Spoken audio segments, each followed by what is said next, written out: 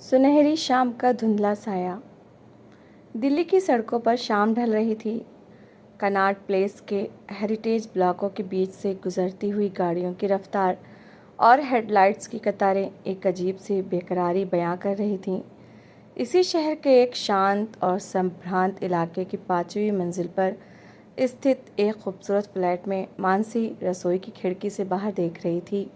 Gas पर रखी चाय उबल रही थी, जिसकी सौंधी खुशबू पूरे घर में फैली थी। इलायची और अदरक की वो महक जो कबीर को बेहद पसंद थी। मानसी और कबीर की शादी को 7 साल हो चुके थे। 7 साल पहले जब मानसी इस घर में ब्याह कर आई थी, तब कबीर एक साधारण कंसल्टेंट था। मानसी खुद एक जानी मानी यूनिवर्सिटी से लिटरेचर में गोल्ड मेडलिस्ट थी और लिखने पढ़ने का उसे बहुत शौक था। लेकिन जब कबीर के बूढ़े माता पिता की तबीयत बिगड़ने लगी और कबीर के करियर को एक बड़े उछाल की ज़रूरत थी, तब मानसी ने आपसी सहमति से एक फ़ैसला लिया। उसने अपने कदम पीछे खींचे ताकि कबीर बिना किसी पारिवारिक चिंता के आगे बढ़ सके। उसने घर संभाला, कबीर के माता पिता की आखिरी सांस तक उनकी ऐसी सेवा की जैसी कोई सगी बेटी भी न कर पाए।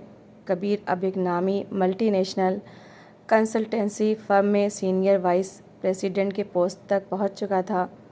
कामयाबी उसके सिर पर चढ़कर बोल रही थी। ब्रांडेड सूट, महंगी घड़ियां और कॉरपोरेट जगत के बड़े बड़े नाम अब उसकी रोज़मर्रा की ज़िंदगी का हिस्सा थे।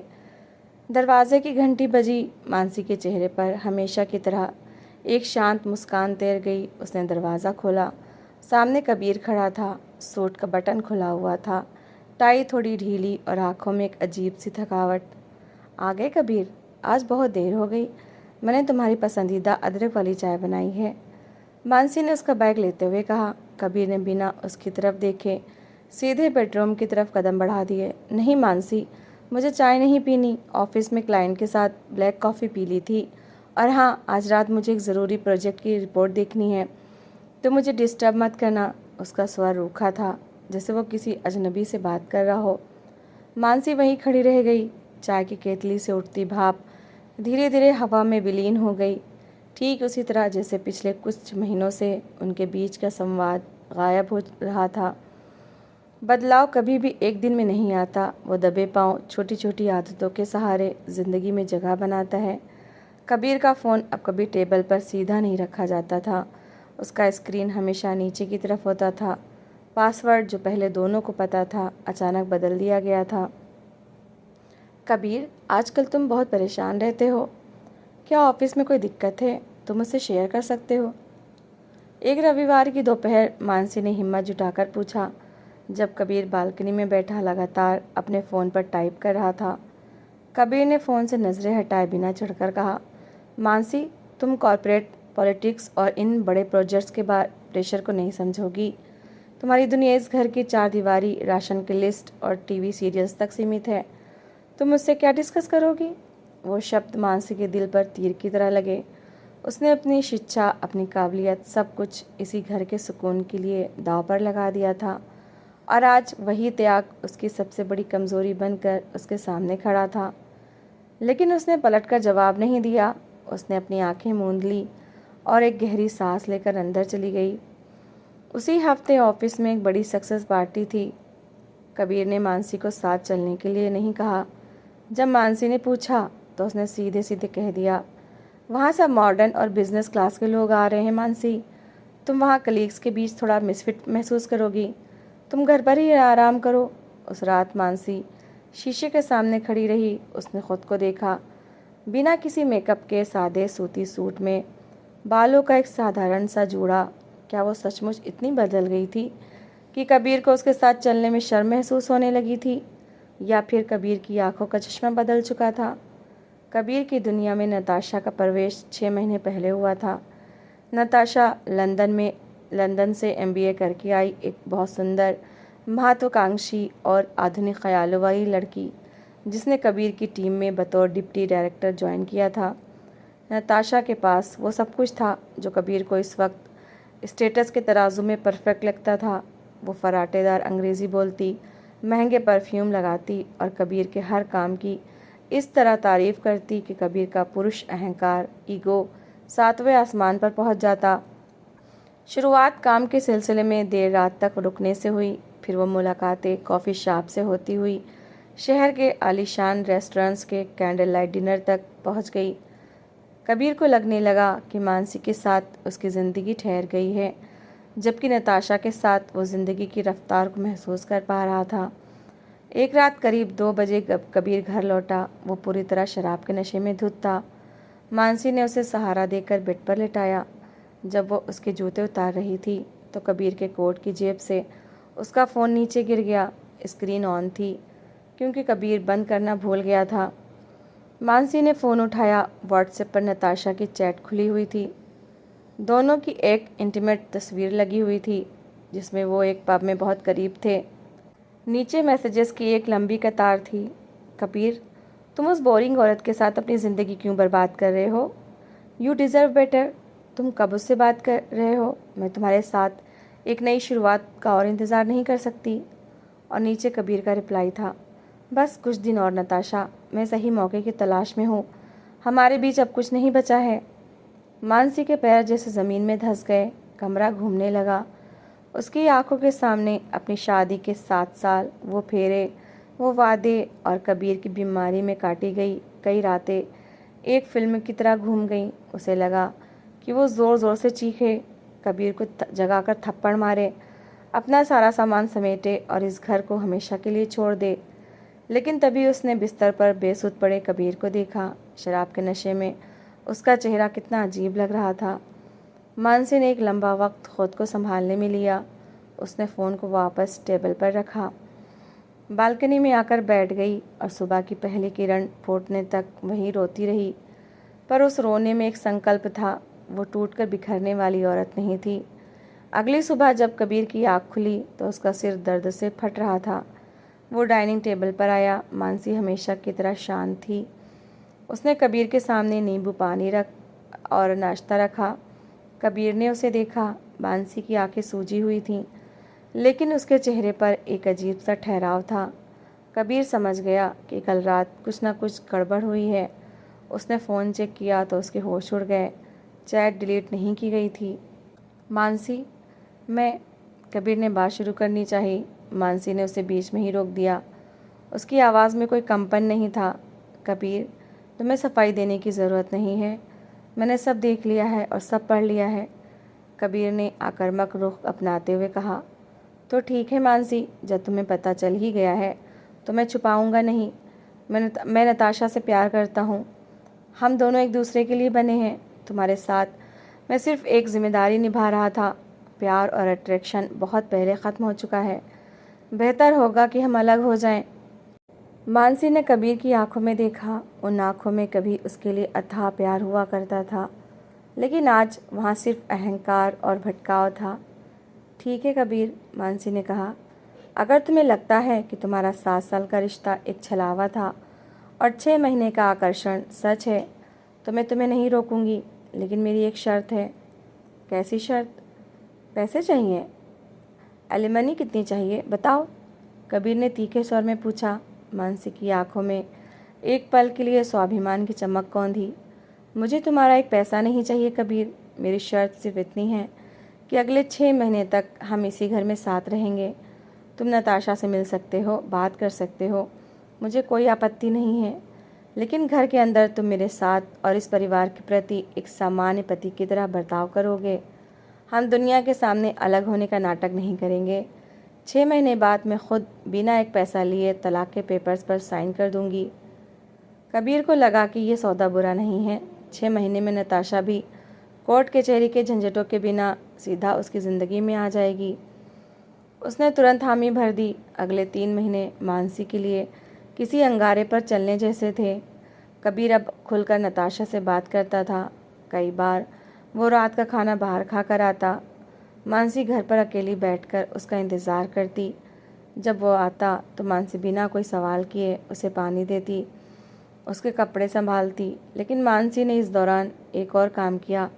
उसने अपनी सुस्त पड़ी प्रतिभा को जगाया। उसने एक फ्रीलांसिंग पोर्टल पर खुद को रजिस्टर किया और अंग्रेज़ी व हिंदी साहित्य की अपनी समझ का इस्तेमाल करते हुए इंटरनेशनल क्लाइंट्स के लिए कंटेंट राइटिंग और एडिटिंग का काम शुरू कर दिया।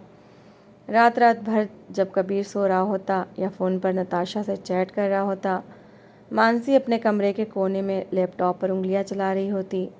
धीरे धीरे उसके पास काम बढ़ने लगा। उसकी आर्थिक आत्मनिर्भरता ने उसके चेहरे पर एक नया आत्मविश्वास ला दिया।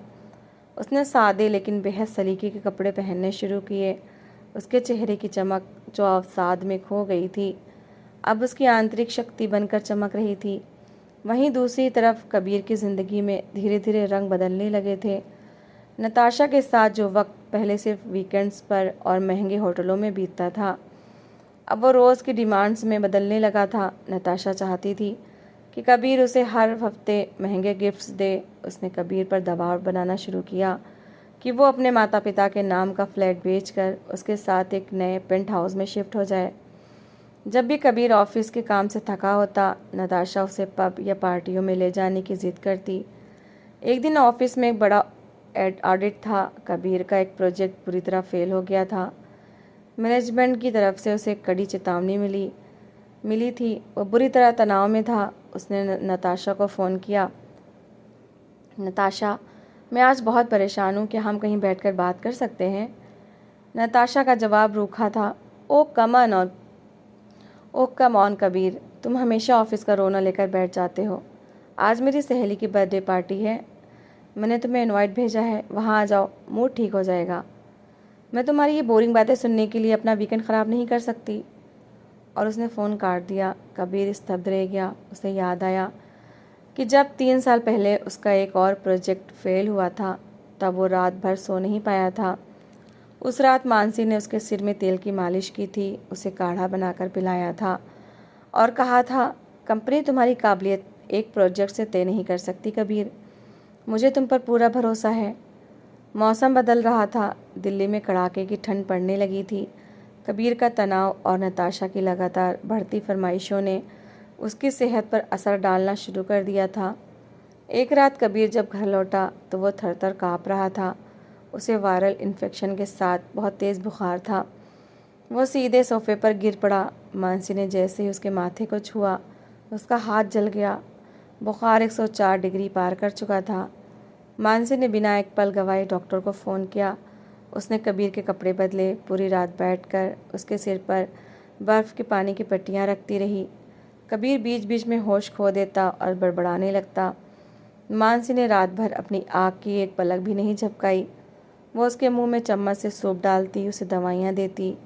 अगली सुबह जब कबीर की आँख खुली तो बुखार थोड़ा कम था। उसने देखा कि मानसी सोफे के पास ज़मीन पर ही सिर टिकाए सो गई थी। उसके हाथ में अभी भी पानी की पट्टी का कपड़ा था। उसी वक्त कबीर के फ़ोन की घंटी बजी। स्क्रीन पर नताशा का नाम था। कबीर ने कमज़ोर हाथों से फ़ोन उठाया। हेलो नताशा, कबीर की आवाज़ लड़खड़ा रही थी। कबीर, तुम आज ऑफिस क्यों नहीं आए? और सुनो, मैंने जो न्यू ईयर ट्रिप के लिए टिकट्स बुक करने को कहा था, उसका पेमेंट तुमने अभी तक नहीं किया। प्लीज़ जल्दी करो, सीटें फुल हो रही हैं। नताशा ने बिना उसकी खैरियत पूछे अपनी बात की। नताशा, मेरी तबीयत बहुत ख़राब है, मुझे बहुत तेज़ बुखार है। कबीर ने कहा, ओह तो डॉक्टर को दिखा लो। वैसे भी तुम बीमार होते हो तो बहुत चिड़चिड़े हो जाते हो। ठीक है, जब ठीक हो जाओ तो पेमेंट कर देना, बाय। नताशा ने फ़ोन रख दिया। कबीर ने फ़ोन को देखा। उसकी आंखों से एक आंसू निकलकर तकिए पर गिर गया। चकाचौंध का वो पर्दा जो उसकी आंखों पर पड़ा था, एक झटके में फट गया था। जिसे वो आधुनिक और समझदार समझ रहा था, वो दरअसल सिर्फ एक स्वार्थी और खोखला रिश्ता था। और जिसे वो बोरिंग और घरेलू कहकर धुतकार रहा था, वो उसकी ज़िंदगी की असली बुनियाद थी। बाकी के 2 महीने कबीर के लिए एक आत्ममंथन के दिन थे। उसने नताशा से पूरी तरह दूरी बना ली थी। ऑफिस में वो सिर्फ काम से काम रखता। नताशा ने उसे मनाने की कोशिश की, फिर गुस्सा दिखाया और अंत में जब उसे लगा कि कबीर अब उसके जाल में नहीं आने वाला, तो उसने अपना ट्रांसफ़र दूसरे शहर में करवा लिया। लेकिन कबीर के लिए असली चुनौती मानसी थी। वो घर पर तो रहता था, लेकिन मानसी से नज़रें मिलाने की उसकी हिम्मत नहीं होती थी। वो देखता कि मानसी अब पहले से कहीं ज़्यादा आत्मनिर्भर हो चुकी थी। उसके आर्टिकल्स अब बड़ी पत्रिकाओं में छप रहे थे। वो अपने कमरे में बैठकर शांत भाव से अपना काम करती, 6 महीने की अवधि का आखिरी दिन आ गया। शाम को मानसी ने डाइनिंग टेबल पर कबीर का पसंदीदा खाना लगाया। कबीर खामोश बैठा रहा। खाना खाने के बाद मानसी अपने कमरे में गई और एक सफ़ेद लिफाफा लेकर आई। उसने वो लिफाफा कबीर के सामने रख दिया। कबीर, आज 6 महीने पूरे हो गए हैं। हमारे समझौते के मुताबिक ये म्यूचुअल कंसेंट डाइवोर्स के पेपर्स हैं। मैंने इस पर साइन कर दिए हैं। तुम्हें कोर्ट में भी ज़्यादा परेशानी नहीं होगी। मैंने सब कुछ इस तरह ड्राफ्ट करवाया है कि तुम्हें कोई नुकसान ना हो। अब तुम आज़ाद हो। मानसी ने बहुत सहज और शांत आवाज़ में कहा। कबीर ने उन पेपर्स को देखा। तलाक, ये वही शब्द था जिसे वो 6 महीने पहले शिद्दत से चाहता था, लेकिन आज ये शब्द उसे अपनी मौत के परवाने जैसा लग रहा था। उसका अहंकार, उसका बड़प्पन, सब कुछ एक पल में ढह गया। वो अपनी कुर्सी से उठा और सीधे मानसी के कदमों में बैठ गया। उसने मानसी के हाथ अपने हाथों में ले लिए। उसकी आंखों से आंसुओं का सैलाब बह निकला। मुझे मत छोड़ो मानसी, मुझे इस घर से मत निकालो। मैं पापी हूँ, मैं अंधा हो गया था। मैंने उस औरत के खोखलेपन को प्यार समझा और तुम्हारे इस पावन समर्पण को मेरी बेवकूफ़ी ने कमज़ोरी मान लिया। तुमने इन 6 महीनों में मुझे जो सज़ा दी है वो जायज़ है, लेकिन प्लीज़ मुझे एक मौका दो। मैं तुम्हारे बिना मर जाऊंगा। कबीर फूट फूट कर रो रहा था। उसका पूरा शरीर काँप रहा था। मानसी ने नीचे बैठकर कबीर के चेहरे को अपने हाथों में उठाया। उसकी खुद की आंखें भी नम थीं। कबीर, मानसी ने धीरे से कहा, अगर तुम्हें छोड़ना ही होता तो मैं 6 महीने पहले उसी रात चली जाती।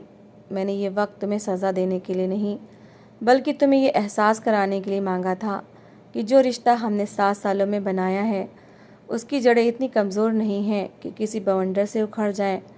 मैं देखना चाहती थी कि मेरा कबीर उस चकाचौंध के पीछे पूरी तरह खो गया है या कहीं बाकी है। क्या तुमने मुझे माफ़ कर दिया? कबीर ने उम्मीद भरी नज़रों से देखा। माफ़ी उसे दी जाती है जो पराया हो। तुम तो मेरे अपने हो। बस वादा करो, अगली बार जब ज़िंदगी में कोई धुंध आए तो तुम अपनी आंखें बंद नहीं करोगे। मानसी ने मुस्कुराते हुए उसके आंसू पोंछे। इस घटना के बाद कबीर पूरी तरह बदल गया। वो अब सिर्फ एक सफल कॉरपोरेट एम्प्लॉय नहीं था, बल्कि एक संवेदनशील पति भी बन चुका था। उसने मानसी के लेखन के काम की सराहना की और उसके लिए घर में ही एक सुंदर सा स्टडी रूम तैयार करवाया। अब वीकेंड्स पर वो किसी लाउड या पब या पार्टी में जाने के बजाय घर की बालकनी में बैठकर साथ में चाय पीते। कबीर मानसी की लिखी हुई कहानियों को ध्यान से सुनता और मानसी कबीर के ऑफिस के तनाव को अपनी सूझबूझ से कम करती। उनकी ज़िंदगी की गाड़ी, जो एक बार पटरी से उतरने लगी थी, अब पहले से कहीं ज़्यादा संतुलित, मजबूत और प्यार के सच्चे एहसास के साथ आगे बढ़ रही थी। दिल्ली की उस भागती दौड़ती दुनिया के बीच उनका आशियाना अब सच्चे सुख और संतुष्टि की मिसाल बन चुका था।